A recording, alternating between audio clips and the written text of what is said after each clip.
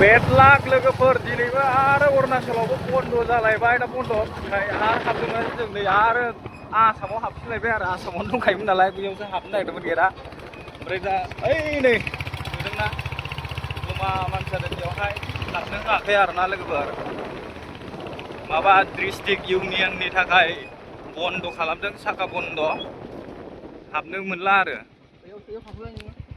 ओरैबायदि जात्रा जाबाय लोगोफोर माने भुटानाव हाबनो होनना फैदोंमोन दा भुटानाव हाबनो मोनाखै आरोना मानो होनबा एलाउ गैया जाहैदों आरो दिनैहाय दा नै भैरबकुन्दआव फैबाय जोङो भैरबकुन्द ब्रिजआ नै बहुद मानसि बेरायफैयो बेयावहाय नैबे दैखौ नाय दैखौ दसे देखायलांनोसै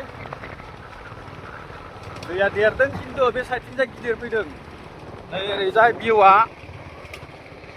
बयबो मिन्थिखायो भैरबकुन्द होनोब्ला आसामनि बिगेस्ट दै बियो बिटिसि बिटिआरनि भैरबकुन्द बेयावहाय बहुद पिकनिक जानो फैयो दा सिजन जाफैहांबायानो फैबायानो सोरबा सोरबा पिकनिक जानो हनै ओइथिंजाय मबाइलजों बारा मोजां नुवाखै जानो हागौ ओरैबायदि मोजां दायो जोङो भैरबकुन्दआवहाय ब्रिजआव नैबे गोदान बे ब्रिजआ बे गोदान ब्रिजजोंहाय एकदम जों बाइक सालायनानै बेरायगासिनो दं लोगोफोर दा अरुणाचल थांनो नागिरदों अरुणाचलाव मोनगोन ना मोना थांनो मिथिया आरोना नै लामाया ओरैबायदि हाइ फाइखा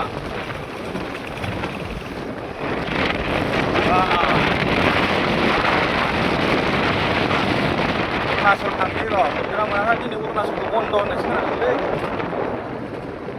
बेदलाक लोगोफोर दिनैबो आरो अरुणाचलावबो बन्द जालायबाय दा बन्द हा हाबदोंमोन जों नै आरो आसामाव हाबफिनलायबाय आरो आसामावनो दंखायोमोन नालाय बैयावसो हाबनो नागिरदोंमोन गेटआ ओमफ्राय दा ओइ नै नुदोंना जमा मानसि जादों बेयावहाय हाबनो होआखै आरोना लोगोफोर माबा डिस्ट्रिक्ट इउनियननि थाखाय बन्द खालामदों साखा बन्द हाबनो मोनला आरो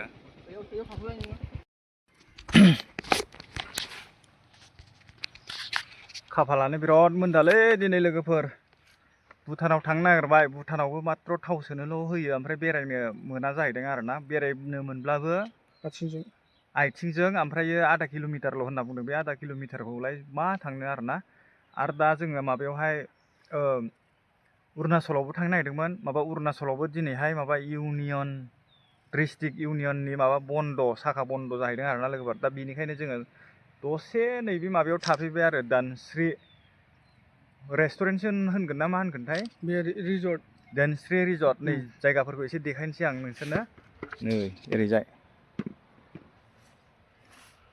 बिराद बरिया जायगाया नैयावहाय माबा दङ केन्टिन दङ आरोना रेस्टुरेन्ट बैथिंबो दङ बिराद बरिया जायगाया थानो गेस्ट हाउस बैयावहाय आलासिफोर थाफैयो आरोना गेस्ट हाउस नालाय बैयो दा हेरसिंजाय जों थांला आरो ओरैनो दसे बेरायनो फैबाय भिउआ माबायदि नुदों नायदो लोगोफोर भुटानाव थांनो फैदोंमोन खिन्थु भुटानावबो हाबनो मोनासै थावल' अनलि थावल' सोनो मोनबाय आरोना ओमफ्राय दा बेरायनोबो आथिंजों बेरायनांगौ जाहैदों माबासिमल' आधा किल'मिटारल' जाहैदों आरोना लोगोफोर बेयावनो जोङो जिरायनो फैबाय आरो थान्दानो नैबे दंफां सायायाव नैयाव सासे लोगोआ जिरायगासिनो दङ नै बोरै मोनखो गोजोननाय मोनदों बेबायदि जोंनि जायगायावनो बेबायदि मोनसे रिजर्ट दङ मोजां समायना जायगा दङ जोंनि हालामावनो बेबायदि आरो बयबो फैनो हागोन न खाथियावनो फैनो हागोन जोबोद मोजां जायगा नै ओरैजाय रिल्स फट'शुट खालामनो हागोन आरोखि आरो जायगायावनो माबा दङ नै रिजर्ट दङ बेवहाय जानो लोंनो केपासिटि गासिबो दंजोबो आरोना लोगोफोर स' गोजाननिफ्रा जायफ्रा देग्लायनि नैबे डिसेम्बरनिफ्रायनो जायो नङा होनबा पिकनिक स्पटआ नैबे भैरबकुन्द'आव बे भैरबकुन्द नांजाबनायखा नालाय नैबे दलंखौ दैफां दलं होनना बुङो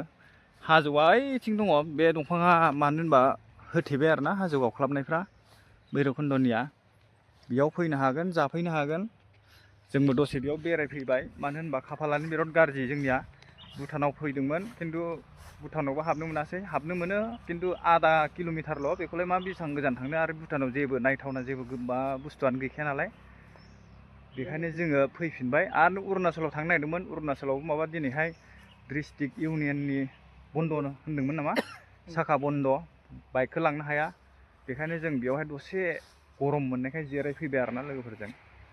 नोंथांमोना जायफ्रा पिकनिक जानो फैखायो नैबे डिसेम्बरनिफ्राय लानानै जानुवारि फेब्रुवारि मार्च एप्रिलसिम गाहाम पिकनिक जाफैखायो हाबफैलांनो हागोन आरो ओरैबायदि समायना रमायना खालामना दोनदों जायगाखौहाय फुल बिबार। जों दा आं दायो नैबे जायगा मोनसेयावनो दङ नालाय थाबायनानै देखायाखै बैथिं बोथोरा एसे गरम ओंखायनो साहायाव थानानै ओइथिं साबसिन दंसिनो आरोना लोगोफोर। फैब्रा बेरायनो।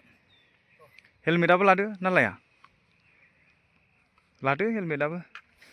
ओइथिंजाय दसे बेरायनानै देखायनोसै होनबा नैबे गार्डेनखौनो आरोना लोगोफोर। दिनैबो आरो आसाम बन्द जाहैबाय। आदा जुबिन गार्डनि थाखाय आसाम बन्द दिनै, बेखायनो गोदाव सोराव मोननायखाय जों भुटान बा अरुणाचलाव बेरायनो नागिरदोंमोन। ओरै नैबेयावहाय जिरायग्रा जायगा दङ, इथिंजाय लामा गार्डेन। नैबेयावहाय डेन्स्रि रेस्टुरेन्ट दं। नै थेंक्स भिजिट एगेननो बेयावहाय आरो फैफिनबावनो हागोन। नै बिसिमल' देखायनोसै दै, बैयाव आलासि हाउस गेस्ट हाउस आलासिफोर थाफैयो मालाय बैयावहाय। भिडिअ खालामनो एलाउड दंना गैया मिथिला, खिन्थु लानाय जाबाय आरोना। अब्लाबो फैनाय हिसाबै माथो खालामबावनो होननानै ओरैनो टाइम लस खालामा जासे दसे लाफैनाय जाबाय आरो। नोगोर बरियाखा नै नायनानै ला लोगोफोर। नुबायना जायगाफोरखौ? रिल्स बायदिसिना बनायनोबो बुहुत मोजां जागोन आरोना बेयावहाय जायफ्रा फैयो। एरै थांजाला मानो होनबा एरैथिंजाय आलासि गेस्ट हाउससो नालाय न' दङ। जों ओरैनो जास्ट बेरायनोसो फैदों। लोगोफ्रा फैयोब्ला बिथिंजाय पिकनिक बायदिसिना जानो फैयोब्ला हाबफैनो हागोन। जायगायावनो रेस्टुरेन्टबो दंखायो, बेरायनोबो हागोन, दसे टाइम स्पेन्ड खालामनो हागोन। आरो लोगोसे भैरबकुन्द पिकनिक स्पट खाथिखाबो। लोगोफोर भिडिअखौ बेसेबां दोनथ'बाय दे, बाय बाय। लोगोफोर नैबे डेन्स्रि रिजर्ट दै, नैबेयावहाय नैबेनो डेन्स्रि रिजर्ट रेस्टुरेन्ट आरोना। बेयावहाय गोबां आइटेम, ओंखाम जानो होनबा ओंखामबो मोनजागोन, चावमिन जानो होनबा चावमिन गासिबो मोनजागोन आरोना। जायफ्रा उखैनानै फैदों बेयाव हाबफै। आइटेम्सफोरखौ नै देखायनाय जाबाय, मेनु आरोना बियो मेनु। नै बिसिबांनि दङ नायनानै ला। बेयावहाय हाबनानै जाफैनो हागोन आरोना, ओरैबायदि फेसिलिटि दंखायो। लोगोसे पिकनिकबो जाफैदो आरो नैबे माबायावबो डेन्स्रि रिजर्टआवबो हाबनानै जाफैनो हागोन आरोना लोगोफ्रा। नोंथांमोना दसे लानाय जाबाय।